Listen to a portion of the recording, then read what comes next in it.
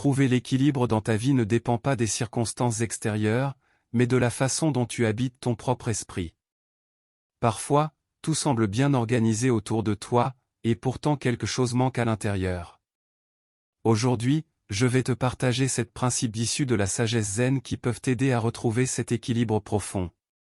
Souviens-toi que la sérénité n'est pas toujours spectaculaire. C'est souvent un murmure, un instant de clarté, une compréhension silencieuse. Si tu es ici en ce moment, c'est que tu es prêt. Reste jusqu'à la fin et laisse ces enseignements transformer ta perspective.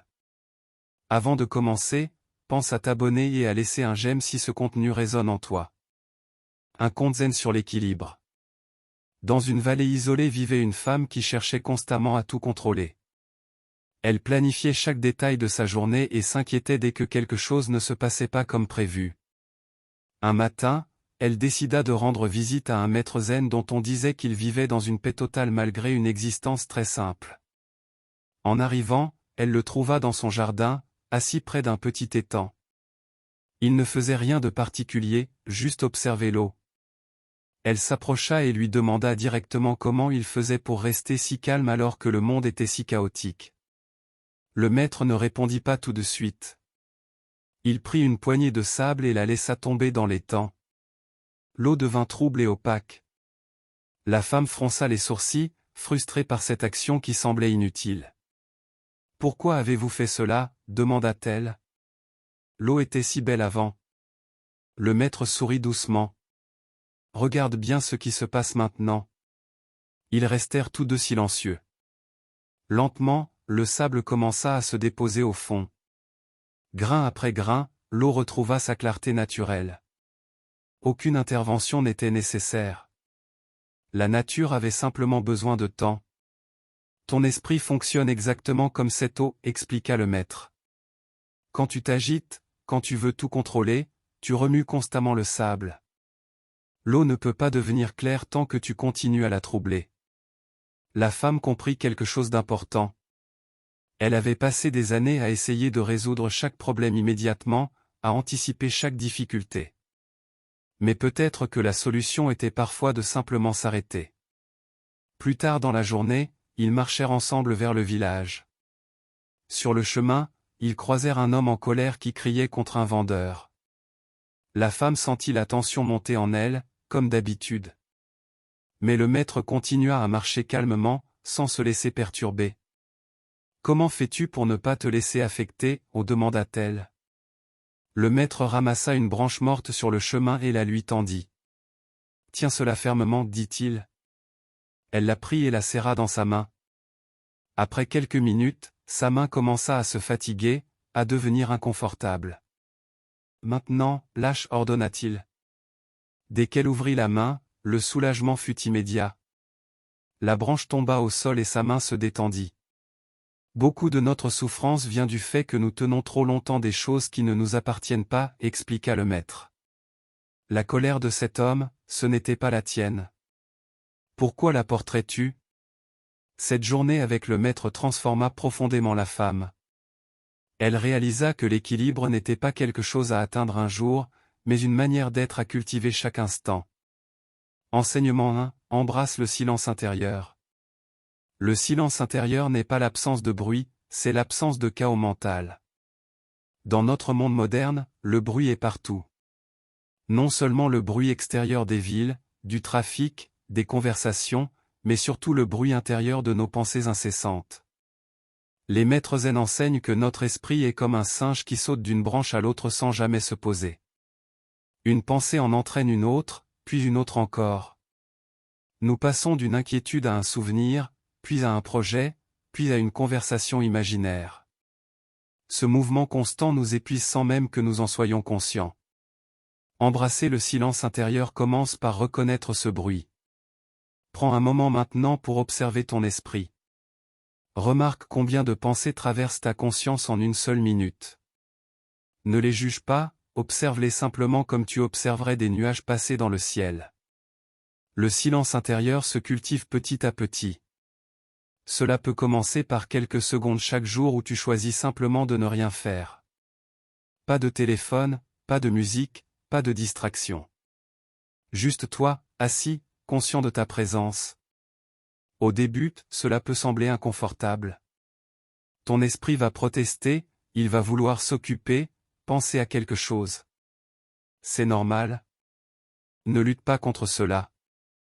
Accueille simplement cette agitation comme tu accueillerais un vieil ami un peu turbulent. Ce silence intérieur transforme ta relation avec le monde.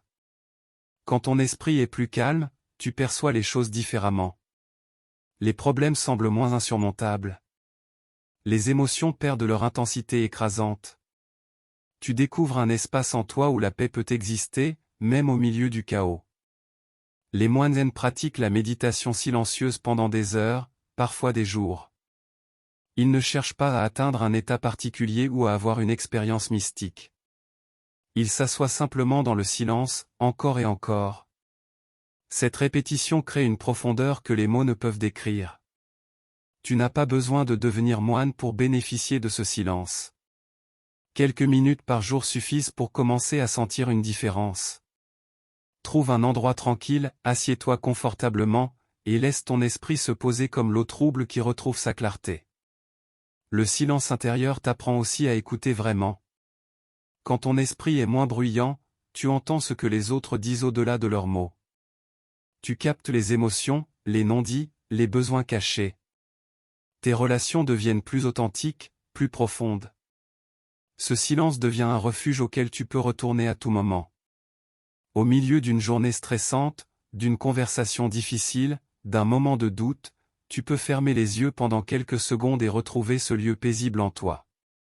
C'est comme avoir un jardin secret où personne ne peut entrer sauf toi.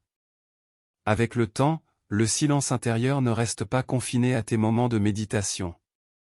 Il commence à colorer toute ta vie. Tu parles avec plus de calme, tu agis avec plus de clarté, tu décides avec plus de sagesse. Ta présence devient elle-même apaisante pour les autres. Enseignement 2, honore le rythme naturel. Nous vivons dans une culture de l'accélération. Tout doit aller vite, être efficace, être productif. Nous courons d'une tâche à l'autre, d'un objectif à un autre, sans jamais nous arrêter pour respirer. Cette course épuise notre énergie vitale et nous coupe de notre rythme naturel. Le zen nous rappelle que la nature ne se presse jamais, et pourtant tout s'accomplit. Un arbre ne force pas ses feuilles à pousser. Une fleur ne s'inquiète pas de s'ouvrir au bon moment. Les saisons se succèdent sans hâte. Il y a une sagesse profonde dans cette patience. Ton corps, ton esprit, ton cœur ont aussi leur rythme naturel. Il y a des moments d'énergie et des moments de repos. Des phases de croissance et des phases de consolidation. Des périodes d'action et des périodes de réflexion. Quand tu respectes ces cycles, tu vis en harmonie avec toi-même.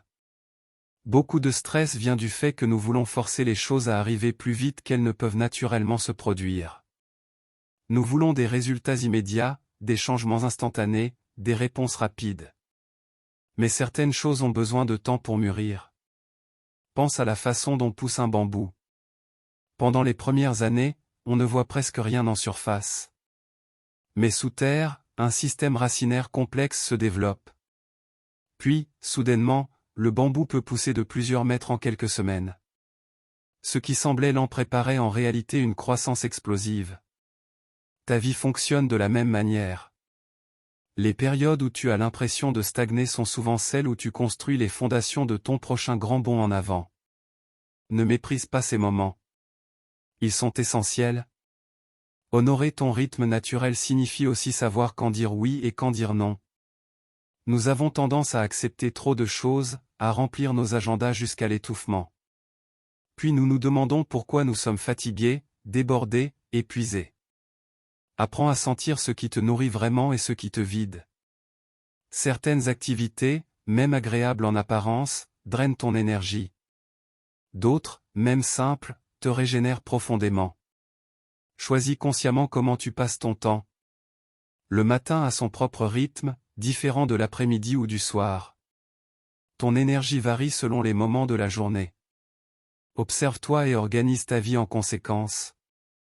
Ne lutte pas contre ta nature, travaille avec elle. Dans le zen, on parle souvent du concept de « voué » en chinois, qui signifie l'action sans effort forcé. C'est l'art de faire les choses au bon moment, de la bonne façon, sans forcer.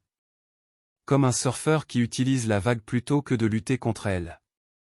Quand tu respectes ton rythme naturel, tout devient plus fluide. Les choses se mettent en place plus facilement. Les opportunités apparaissent au bon moment. Tu as l'impression de danser avec la vie plutôt que de te battre contre elle. Ce respect du rythme naturel s'étend aussi à tes relations. Chaque personne a son propre tempo, sa propre façon d'avancer. Ne force pas les autres à aller à ton rythme, et ne te force pas à aller au leur. Trouve l'harmonie dans la différence.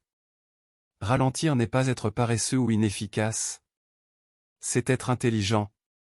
C'est comprendre que la véritable productivité vient de l'alignement avec ton énergie naturelle, pas de la lutte constante contre elle. Un esprit reposé accomplit plus qu'un esprit épuisé qui travaille 2 fois plus longtemps. Enseignement 3, cultive la conscience du corps. Nous passons tellement de temps dans nos têtes que nous oublions que nous avons un corps. Nous le traitons comme un véhicule que nous devons maintenir en fonction, sans vraiment y prêter attention. Mais le zen enseigne que le corps et l'esprit sont inséparables. Négliger l'un, c'est négliger l'autre. Ton corps te parle constamment. Il t'envoie des signaux sur ce dont tu as besoin, sur ce qui te convient ou pas. Mais la plupart du temps, nous sommes tellement occupés que nous n'écoutons pas. Nous ignorons la fatigue jusqu'à l'épuisement, nous ignorons la faim jusqu'à être affamés, nous ignorons la tension jusqu'à ce qu'elle devienne douleur. Cultiver la conscience du corps commence par une simple question que tu peux te poser plusieurs fois par jour: comment se sent mon corps en ce moment? Pas comment tu penses qu'il devrait se sentir, mais comment il se sent vraiment. Cette question seule peut transformer ta relation avec toi-même. Dans la pratique zen, on accorde beaucoup d'importance à la posture.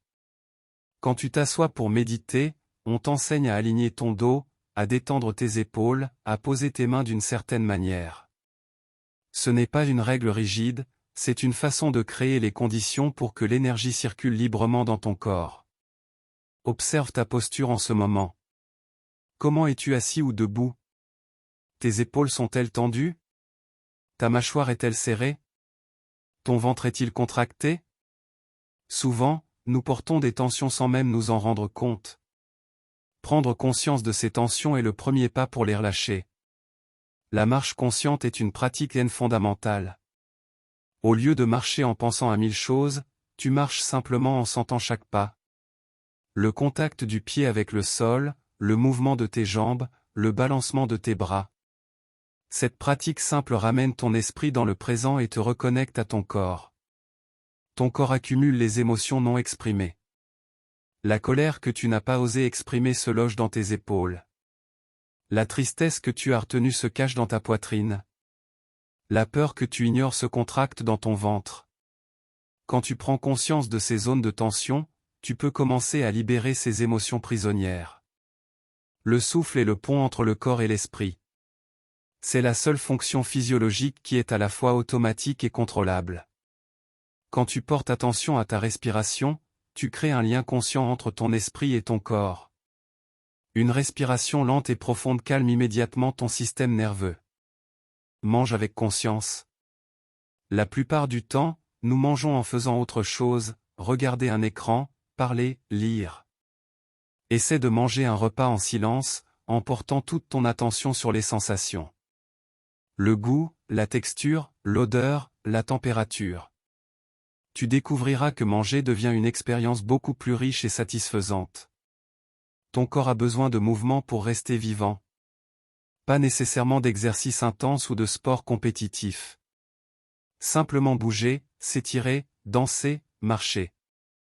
Le mouvement fait circuler l'énergie qui stagne. Il libère les tensions accumulées. Il te rappelle que tu es vivant. Le toucher est un sens souvent négligé. Sens la texture de tes vêtements sur ta peau. Remarque la température de l'air sur ton visage. Porte attention à la sensation de l'eau quand tu te laves les mains. Ces petits moments de conscience tactile t'ancrent dans la réalité physique de ton existence. Dormir n'est pas une perte de temps, c'est une nécessité vitale. Ton corps se répare pendant le sommeil. ton cerveau trie et intègre les expériences de la journée. Un sommeil de qualité améliore ton humeur, ta clarté mentale, ta santé physique. Honore ton besoin de sommeil comme tu honorerais tout autre besoin essentiel. Quand tu développes une vraie conscience de ton corps, tu deviens plus présent. Tu vis moins dans tes pensées et plus dans la réalité. Cette présence corporelle apporte une stabilité que les fluctuations mentales ne peuvent pas ébranler. Ton corps devient un ancrage fiable dans les tempêtes de la vie. Enseignement 4. Pratique le non-attachement intelligent. Le non-attachement est probablement l'enseignement N le plus mal compris. Beaucoup pensent qu'il signifie ne plus rien aimer, devenir froid et détaché. C'est exactement l'opposé. Le vrai non-attachement te permet d'aimer plus profondément, car tu aimes sans la peur constante de perdre. Attachement et amour sont deux choses différentes. L'amour est ouvert, généreux, confiant. L'attachement est fermé, possessif, anxieux. Quand tu es attaché à quelque chose ou quelqu'un, tu as peur qu'il change, qu'il parte, qu'il te déçoive. Cette peur transforme l'amour en prison. Pense à la façon dont un enfant tient trop fort un papillon. Dans son désir de le garder, il finit par l'écraser. C'est ce que fait l'attachement. Il étouffe ce qu'il prétend chérir. Le non-attachement, c'est tenir le papillon dans une main ouverte, l'admirer, puis le laisser s'envoler quand il le souhaite. Nous nous attachons à tant de choses. À nos opinions, à notre image de nous-mêmes, à nos routines, à nos possessions, à nos relations, à nos plans pour l'avenir. Chaque attachement crée une rigidité. Et la rigidité crée de la souffrance quand la vie, qui est par nature changeante, refuse de se conformer à nos attentes. Le non-attachement ne signifie pas ne pas avoir de préférence ou d'objectif. Tu peux préférer certaines choses, travailler vers certains buts, tout en restant flexible si les choses se déroulent différemment. C'est la différence entre avoir une direction et être rigide sur le chemin exact pour y arriver. Observe comment tu réagis quand les choses ne se passent pas comme prévu. Est-ce que tu t'effondres? Est-ce que tu deviens en colère? Est-ce que tu te sens perdu? Ces réactions indiquent souvent un attachement fort à un résultat spécifique. Plus tu pratiques le non-attachement, plus tu deviens capable de t'adapter avec grâce. Une des formes d'attachement les plus subtiles est l'attachement à nos propres souffrances. Nous nous identifions tellement à nos blessures, à notre histoire difficile, à nos traumatismes, que nous ne savons plus qui nous serions sans eux. Le non-attachement, c'est aussi accepter de guérir, même si cela signifie lâcher une identité familière. Dans les relations, le non-attachement crée paradoxalement plus d'intimité. Quand tu n'essaies pas de contrôler l'autre personne, quand tu lui laisses l'espace d'être elle-même, la relation devient plus authentique. L'autre personne se sent libre, et dans cette liberté, elle choisit souvent de rester plus proche de toi. Le non-attachement au résultat te libère pour agir pleinement. Beaucoup de gens ne font pas ce qu'ils désirent vraiment par peur d'échouer. Mais quand tu n'es pas attaché au résultat, tu peux essayer sans cette peur paralysante. Tu fais de ton mieux, puis tu acceptes ce qui vient. Tes pensées et émotions méritent aussi le non-attachement. Tu n'es pas tes pensées. Elles viennent et repartent comme des visiteurs. Quand tu arrêtes de t'identifier à chaque pensée qui traverse ton esprit, tu découvres un espace de liberté immense. Tu peux observer tes pensées sans être emporté par elles. Le non-attachement au passé te permet de vivre pleinement le présent. Combien de personnes restent prisonnières de ce qui s'est passé il y a des années? Elles rejouent les mêmes scènes encore et encore, espérant un dénouement différent. Mais le passé est terminé. Le non-attachement, c'est honorer ce qui a été tout en permettant à la vie de continuer. Cette pratique demande du courage. Nous utilisons nos attachements comme des béquilles émotionnelles. Ils nous donnent l'illusion du contrôle et de la sécurité. Lâcher ces béquilles peut sembler effrayant au début.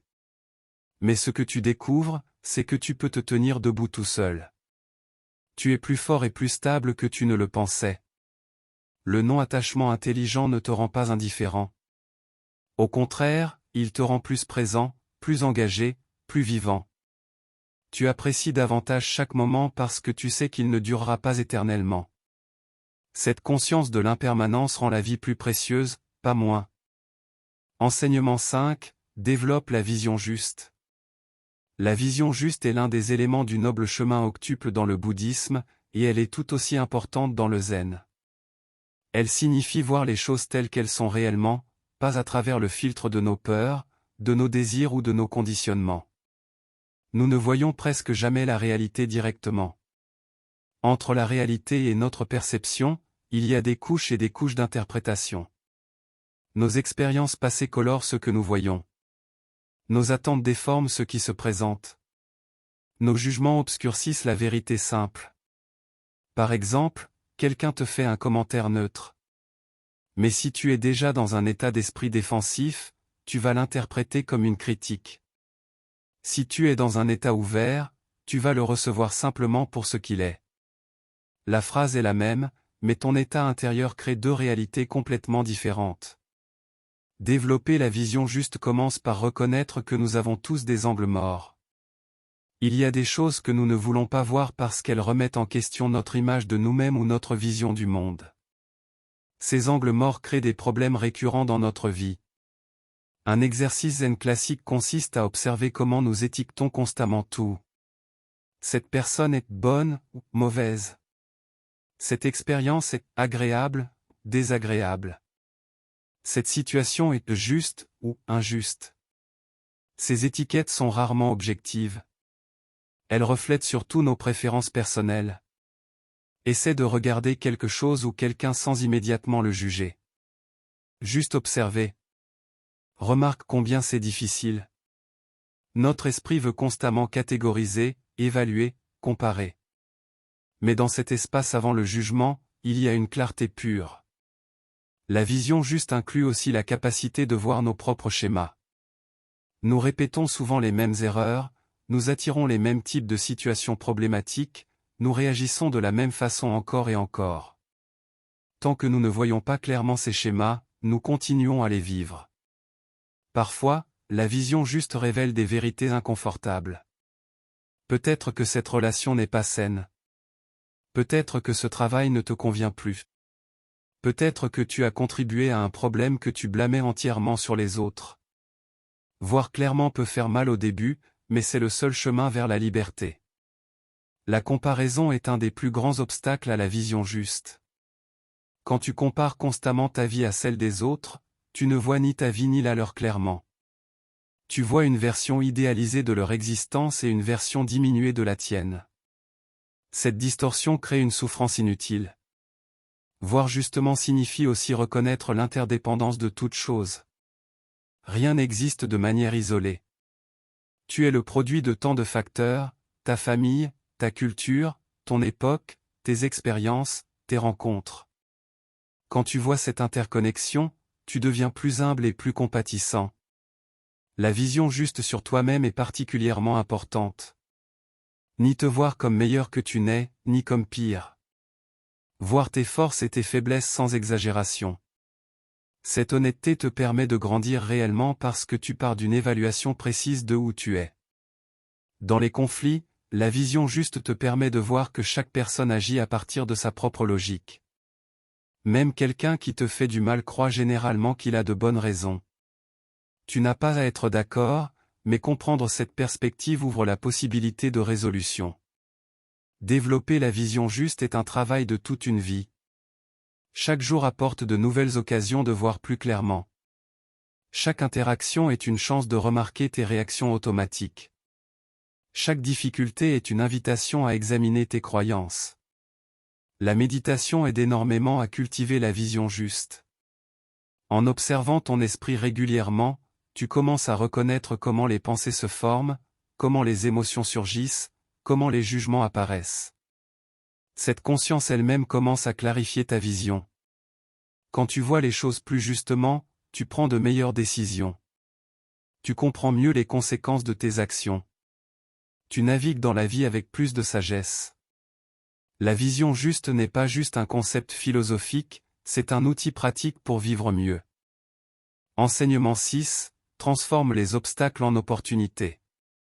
Un principe fondamental du zen est que rien n'est absolument bon ou mauvais. Tout dépend de la façon dont tu le perçois et de ce que tu en fais. Un obstacle peut être une malédiction ou une bénédiction, selon ton attitude. L'histoire zen raconte qu'un fermier avait un cheval qui s'est enfui. Les voisins ont dit « Quelle malchance !» Le fermier a répondu « Peut-être ». Le lendemain, le cheval est revenu avec 3 chevaux sauvages. Les voisins ont dit « Quelle chance !» Le fermier a répondu « Peut-être ». Le jour suivant, son fils s'est cassé la jambe en essayant de dresser un des chevaux sauvages. « Quelle malchance !» ont dit les voisins. « Peut-être », a répondu le fermier. La semaine suivante, des officiers sont venus recruter de force les jeunes hommes pour la guerre, mais ont épargné le fils à cause de sa jambe cassée. Cette histoire illustre que nous ne savons jamais vraiment si quelque chose est bon ou mauvais au moment où ça arrive. Ce qui semble être un désastre peut se révéler être une bénédiction. Ce qui semble être une chance peut mener à des complications. Chaque difficulté contient en elle les graines de quelque chose de précieux. Une maladie peut enseigner la valeur de la santé et te pousser à mieux prendre soin de toi. Une perte d'emploi peut t'ouvrir à une carrière que tu n'aurais jamais envisagée. Une rupture peut te libérer pour une relation plus authentique. La question n'est pas « pourquoi cela m'arrive-t-il ?», mais plutôt « que puis-je apprendre de cela ? Comment puis-je grandir à travers cette expérience ?» Ce changement de perspective transforme ta relation avec les défis de la vie. Les obstacles révèlent souvent nos points faibles, les domaines où nous avons besoin de développer plus de force ou de compétences. Sans ces défis, nous resterions dans notre zone de confort, stagnant. C'est la résistance qui développe le muscle, physiquement et métaphoriquement. Dans les arts martiaux zen, on enseigne à utiliser la force de l'adversaire contre lui.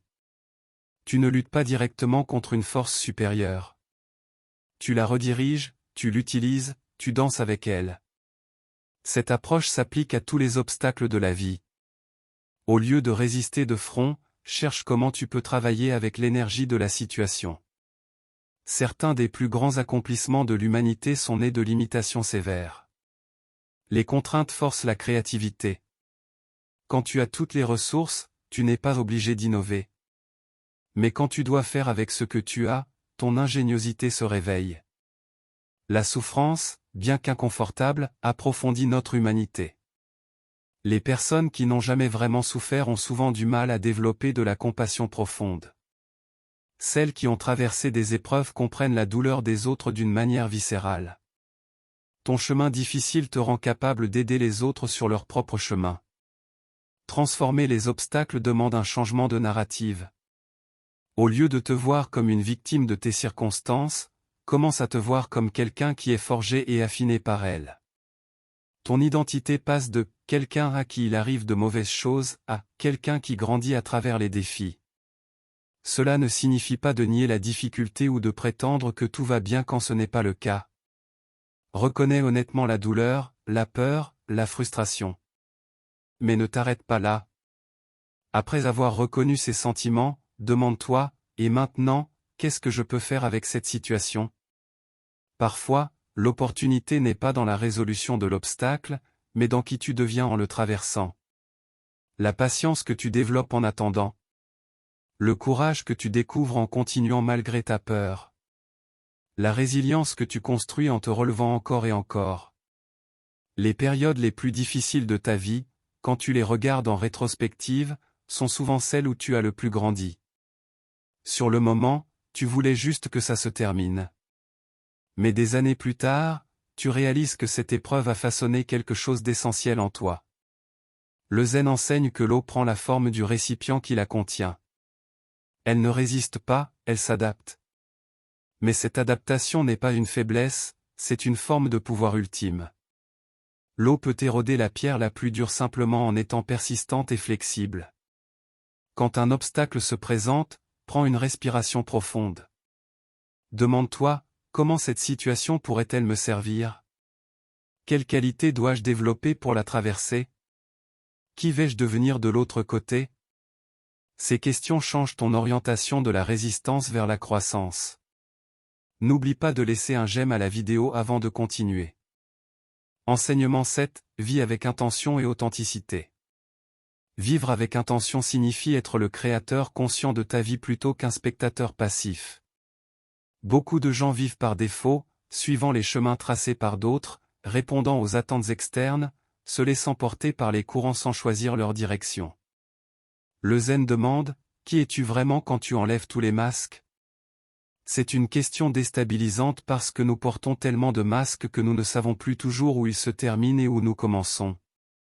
Le masque du bon employé, du bon parent, de l'ami agréable, de la personne qui a sa vie en main. L'authenticité commence par l'honnêteté envers toi-même. Quels sont tes véritables désirs, pas ceux que tu penses devoir avoir? Quelles sont tes vraies valeurs, pas celles que tu as héritées sans les questionner? Qu'est-ce qui te fait vraiment vibrer, au-delà de ce qui impressionne les autres? Vivre authentiquement peut être effrayant au début. Tu risques de décevoir certaines personnes. Tu pourrais perdre des relations qui étaient basées sur une version fausse de toi. Mais ce que tu gagnes est inestimable, la liberté d'être simplement toi-même. L'intention transforme les actions ordinaires en pratiques spirituelles. Quand tu fais la vaisselle avec l'intention d'être pleinement présent, cela devient une méditation. Quand tu parles avec l'intention d'écouter vraiment, une conversation devient un acte sacré. L'intention donne du sens à tout. Dans le zen, on parle souvent de « faire une seule chose à la fois ». Notre culture célèbre le multitâche, mais il fragmente notre attention et notre énergie. Quand tu fais une chose avec toute ton intention, tu la fais mieux, tu en retires plus, et tu trouves une satisfaction plus profonde. L'authenticité ne signifie pas dire tout ce qui te passe par la tête ou faire tout ce que tu ressens. C'est être aligné intérieurement. Tes pensées, tes paroles et tes actions sont en harmonie. Il n'y a pas de dissonance entre qui tu es et ce que tu montres au monde. Beaucoup de fatigue et de stress viennent de cette dissonance. Quand tu dois constamment surveiller ce que tu dis, prétendre être quelqu'un que tu n'es pas, cacher des parties de toi-même, cela consomme énormément d'énergie. Être authentique est reposant parce que tu peux simplement être. Vivre avec intention demande de faire des choix conscients plutôt que de suivre l'inertie. Pourquoi fais-tu ce travail? Pourquoi es-tu dans cette relation? Pourquoi passes-tu ton temps libre de cette façon? Si tes réponses sont « parce que j'ai toujours fait ça » ou « parce que tout le monde le fait », il est temps de réexaminer. Le zen enseigne que chaque moment est une opportunité de recommencer. Tu n'es pas prisonnier de tes choix passés. À chaque instant, tu peux choisir de vivre plus intentionnellement, plus authentiquement. C'est à la fois libérateur et responsabilisant. L'authenticité inclut aussi d'accepter tes imperfections. Tu n'as pas besoin d'être parfait pour être authentique. En fait, prétendre être parfait est profondément inauthentique. Tes défauts, tes erreurs, tes zones d'ombre font partie de qui tu es. Les accepter est une forme de courage. Vivre authentiquement influence aussi comment les autres se comportent autour de toi. Quand tu es vrai, tu donnes la permission aux autres de l'être aussi. Tu crées un espace où les masques peuvent tomber, où les conversations deviennent réelles, où les connexions s'approfondissent. L'intention guide aussi tes relations. Es-tu dans cette amitié par habitude ou parce qu'elle nourrit vraiment ton cœur? Donnes-tu ton temps par obligation ou par choix authentique? Ces distinctions sont importantes. Elles déterminent si ta vie te remplit d'énergie ou te vide. Chaque matin peut commencer avec une intention. Avant de te lever, demande-toi, comment est-ce que je veux être aujourd'hui? Pas ce que tu veux accomplir, mais qui tu veux être. Patient? Courageux? Gentil? Présent? Cette intention devient ton guide tout au long de la journée. Le soir, tu peux te demander, ai-je vécu aujourd'hui d'une manière alignée avec mes valeurs les plus profondes? Pas pour te juger durement, mais pour apprendre. Les jours où tu te sens satisfait sont généralement ceux où tu as vécu authentiquement. Les jours où tu te sens mal à l'aise sont souvent ceux où tu t'es trahi d'une façon ou d'une autre. Vivre avec intention et authenticité ne garantit pas une vie facile. Mais cela garantit une vie qui a du sens. Et le sens, beaucoup plus que le confort ou le plaisir, est ce qui crée une satisfaction durable. C'est ce qui te permet de regarder en arrière sans regret, sachant que tu as vécu ta vie, pas celle de quelqu'un d'autre. Conclusion, le chemin continue. Trouver l'équilibre dans ta vie n'est pas une destination que tu atteins un jour pour toujours. C'est un processus continu, une danse délicate entre l'effort et le lâcher-prise, entre l'action et l'acceptation, entre le changement et la paix avec ce qui est. Ces 7 enseignements ne sont pas des règles rigides à suivre, mais des principes vivants à explorer. Certains vont résonner profondément avec toi aujourd'hui. D'autres prendront du sens plus tard, quand tu en auras besoin. C'est la beauté du chemin zen, il se révèle progressivement. Le silence intérieur que tu cultives devient ton refuge dans les moments de chaos. Le respect de ton rythme naturel te protège de l'épuisement. La conscience de ton corps te garde enraciné dans le présent. Le non-attachement te libère de la peur constante de perdre. La vision juste te guide vers de meilleures décisions. La transformation des obstacles te rend plus fort et plus sage. Et vivre avec intention et authenticité donne du sens à chaque jour. Tu n'as pas besoin de tout maîtriser en même temps. Choisis un enseignement, celui qui t'appelle le plus en ce moment, et travaille avec lui. Peut-être pendant une semaine, peut-être pendant un mois. Laisse-le s'installer dans ta vie comme une graine qui germe lentement. La pratique zen n'est pas spectaculaire. Ce sont de petits gestes répétés jour après jour. Une respiration consciente. Un moment de silence. Une action alignée avec tes valeurs. Ces petites choses s'accumulent, et avec le temps, elles transforment complètement ta façon d'être au monde. Il y aura des jours où tu oublieras tout cela. Des jours où tu seras emporté par tes émotions, où tu réagiras automatiquement, où tu perdras ton centre. C'est normal. C'est humain. Le chemin n'exige pas la perfection. Il demande seulement que tu reviennes, encore et encore, à ta pratique. Chaque fois que tu remarques que tu t'es éloigné et que tu choisis de revenir, tu renforces quelque chose de profond en toi. Ce n'est pas l'échec qui définit ton chemin, c'est ta capacité à recommencer. La chute fait partie du processus. Ce qui compte, c'est de te relever avec plus de sagesse qu'avant. Le véritable équilibre n'est pas l'absence de défis ou de difficultés. C'est la capacité de rester centré au milieu de la tempête. C'est de savoir que, quoi qu'il arrive à l'extérieur, tu as un espace de paix à l'intérieur auquel tu peux toujours retourner. Cette paix intérieure que tu construis ne bénéficie pas seulement à toi. Elle rayonne vers les autres. Ta présence devient apaisante. Tes mots portent plus de poids parce qu'ils viennent d'un lieu de clarté. Tes actions ont plus d'impact parce qu'elles sont alignées. Tu deviens une source de stabilité dans un monde qui en a désespérément besoin. Le zen nous rappelle que nous sommes tous connectés.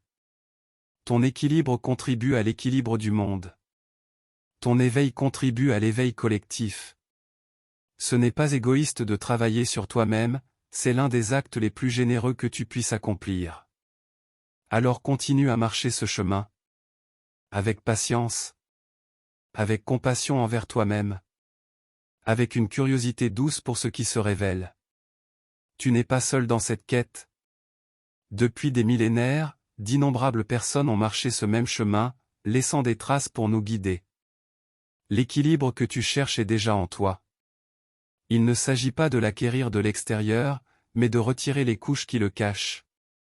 Chaque pratique, chaque enseignement, chaque moment de conscience enlève un peu de ce qui obscurcit ta nature véritable. Et ta nature véritable est paisible, sage, aimante et libre. Tout le reste n'est que conditionnement, habitude, peurs apprises. Sous tout cela, il y a une clarté qui t'attend patiemment. Elle ne disparaît jamais, même quand tu ne la sens plus. Elle est toujours là, comme le ciel derrière les nuages. Le chemin continue, jour après jour, souffle après souffle. Parfois tu avanceras rapidement, parfois tu auras l'impression de stagner. Mais chaque pas compte, même les plus petits. Même les jours où tout ce que tu fais est de respirer consciemment une fois, c'est déjà un pas vers l'équilibre.